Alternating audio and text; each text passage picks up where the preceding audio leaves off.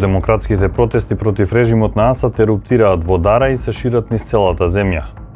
Војната почна откако режимските сили применија насилни мерки врз демонстрантите, убивајќи стотици. Како што се шири војната, илјадници луѓе бегаат во соседните земји, вклучувајќи ја и Туркија. САД воведоа санкции против Асад и други функционери на режимот за кршење на човековите права. Силите на Асад убиваат стотици во Хама во еден од најсмртоносните масакри во војната. Арапската лига го суспендира членството на Сирија и одобрува санкции поради неуспехот на режимот да стави крај на војната. Режимските сили го интензивираат бомбардирањето на Хомс, што резултира со значајни цивилни жртви. Режимот е обвинет за воени злосторства од Обединетите нации по масакрот во селото Хула, Хомс, каде беа убиени над 100 цивили, речиси половина од нив деца. Употребата на оружје за масовно уништување врз населените градови, како што борбите стигнаа до главниот град Дамаск и најголемиот град Алепо, сигнализира значителна ескалација на војната. Бројот на загинати ја надмина границата од 20.000. Туркија представи троен план, вклучувајќи зона за забранети летови, безбедни цивилни зони и заеднички копнени операции на коалицијските сили. 450 цивили во два одделни масакри во Албајда и Банијас. Режимот на Асад употреби хемиско оружје во источна Гута, убивајќи над 1500 цивили. САД и Русија се согласија заеднички да ги разоружаат залихите од хемиско оружје на Асад. Борбите се интензивираат меѓу слободната сиријска армија поддржана од Туркија и Даеш. Иран распореди милиции да му помогнат на Асад по неуспешната прва рунда мировни преговори со посредство на Обединетите нации во Женева. Пропадна втората рунда мировни преговори со посредство на Обединетите нации во Женева. Даеш прогласи глобален калифат со големи територии на Сирија и Ирак, преименувајќи се во Исламска држава. Коалицијата предводена од САД изврши воздушни удари врз цели на Даеш во Сирија, означувајќи го почетокот на директното американско воено учество. Антирежимските групи, вклучително и Ал Нусра фронт, го зазедоа градот Идлиб, означувајќи ја контролата на опозицијата врз провинцијскиот главен град. Русија почна да ги мобилизира своите сили во Латакија како што почна Даеш да се шири.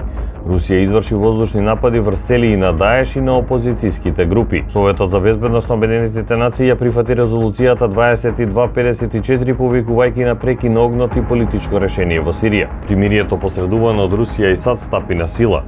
Туркија ја почна операцијата Штитот на Еуфрат да ги обезбеди своите граници од Даеш и терористите на ПКК и ЕПГ. Режимските сили поддржани од Русија и Иран ја повратија контролата врз Алепо. Русија во Астана го иницираше мировниот процес со Туркија, Сирија и Иран. Асад уби десетици откако фрли отровен газ сарин врз Хан Шајкун.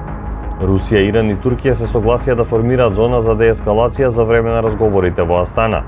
За да го продолжи обезбедувањето на границите, Туркија ја активираше мисијата Маслинова гранка против терористите на ПКК и ЕПГ. Хемиските напади врз Дума доведоа до заеднички американски, британски и француски воздушни удари врз режимските објекти. Режимот повторно ја освои Дара, местото каде што почна востанието, консолидирајќи ја контролата врз југозападот.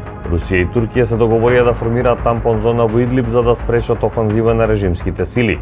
САД го убија лидерот на Даеш Абу Бакар ал-Багдади во провинцијата Идлиб. Туркија ја почна операцијата Извор на мирот во североисточна Сирија против ПКК, ЕПГ и Даеш. Уште еден договор меѓу Русија и Туркија сопре режимска офанзива во Идлиб. Даеш ги интензивираше нападите во источна Сирија, сигнализирајќи негово оживување. Војната на Асад против сопствениот народ влезе во 10-та година. Советот за безбедност на Обединетите нации го продолжи мандатот за прекугранична хуманитарна помош за Сирија од Туркија. Во самоубиствен напад во Дамаск загинаа најмалку 14 режимски војници. Даеш нападна затвор во Ал-Хасака, што доведе до неколкудневни судири со терористите на ПКК и ЕПГ и масовно бегство од затворот. Израел ги засили воздушните напади врз цели на режимот, оправдувајќи ги со закани од групите поддржани од Иран. Катастрофален земјотрес ги погоди северозападна Сирија и Туркија, влошувајќи ја хуманитарната криза. Арапската лига повторно ја прими Сирија, сигнализирајќи регионални напори за нормализација на односите со Асад. Протестите еруптираа во Јужна Сирија поради влошените економски услови и корупцијата. САД најави повлекување на трупите од Сирија, префрлајќи го фокусот на борбата против Даеш на регионалните партнери. Туркија изведе воздушни напади врз цели на ПКК и ЕПГ во северна Сирија поради нападите врз незината територија.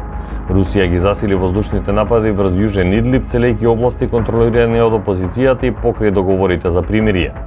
Обединетите нации регистрираа рекордни нивоа на недостапност на храна во Сирија на над 12 милиони луѓе соочени со изгладнување.